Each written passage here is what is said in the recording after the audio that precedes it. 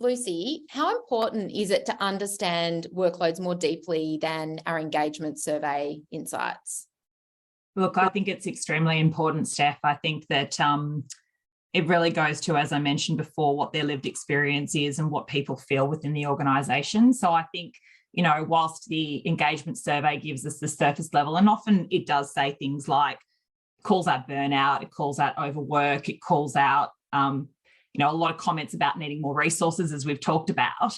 When you actually dig deeper, and we actually did use Beamible to do this within a part of the business that was most noisy for us. And it actually was really good to just dig that bit deeper and understand, okay, well, you know, whilst we're in that situation, we can't just keep putting resources on. You know, obviously there are cost implications to that, but also are those resources as effective as they could be? So that's what we really wanted to focus on. And so we did go through this exercise with Beamible. We're able to tag in there what were the strategically important items, what were the things that potentially were more administrative, what were the things that were, you know, energizing and de-energizing as well. I found that really useful to see in the results what people really found enjoyable and what they really found was actually not enjoyable in their roles as well.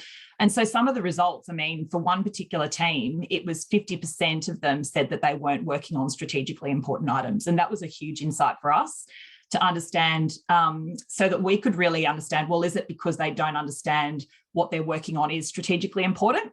Or is it that the fact that they aren't working on strategically important work, and let's get them working on things that actually have more impact?